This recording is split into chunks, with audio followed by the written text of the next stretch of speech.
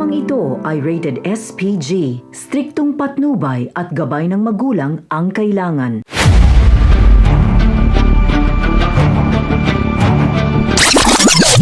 Dapat nating abangan sa FPJ's Batang Quiapo. Muling nabuhayan ang loob si Tanggol nang malaman niyang ligtas na ang kanyang mga kasamahan bukod kay Owen dahil ayon kay Chief Espinas, 50-50 ang kalagayan nito.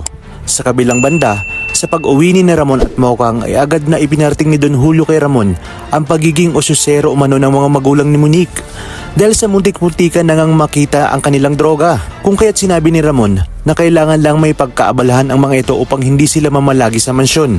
Sinabi naman ni Mokang sa kanyang tatay Marsing ang tungkol sa naging asal ni Ramon nang hawak niya ang cellphone nito. Kung kaya't sinabi ni Marsing na halatadong may itinatago talaga ito sa kanila at duda siya na illegal ang negosyo ng mga ito. Gayunpaman, imbis na pagalitan ay niregaluhan ng mamahaling sasakyan ni Ramon ang mga magulang ni Mokang. Muling dadalaw ang mag-asawa sa Quiapo kung saan dating nanglilimo si Marsing. Magugulat naman ang mga dating niyang kasamahan dahil sa biglaang pagyaman nito.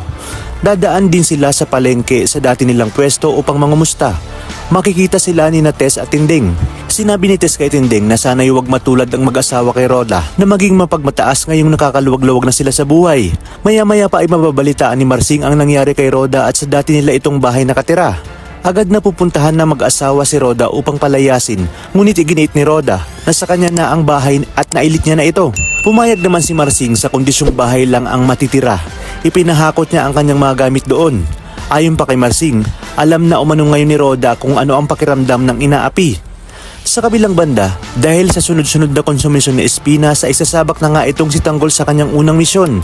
Sinabi ni Espinas kay Tanggol at Bubbles na huwag na huwag silang babalik hanggat hindi nila napapatay si Congressman Sibilya. Tinanong naman ni Balatukang kung kaya ba umano ni Tanggol ang pinag-uutos ni Espinas.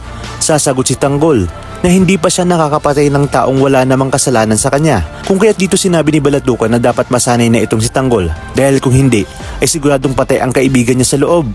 Dito nga ay makakalabas na si Tanggol sa unang pagkakataon at matapos ang masusi nilang pagpaplano ay nakarating na sila sa lugar ni Sibilya. At dahil alam natin ang galawan ni Tanggol ay hindi nga nabigo itong si Espinas at naging laman na ng balita at pahayagan ang pagkakapatay kay Congressman Sibilya. Lalo namang nagliyab sa galit itong si Bong nang mabalitaan niyang natodas ni Tanggol si Sibilya at kasama pa nga nito si Bubbles. Kung kaya't dito magpaplano siya na tuluyan ng patayin si Tanggol dahil malaking tinik nga ito sa kanyang lalamunan. Kaya naman kapamilya, pakatutukan natin ang mas kapanapanabik ng mga tagpo dito lang sa bagong yugto ng pambansang teleserye ng Sambayanan, ang FPJ's Batang Quiapo.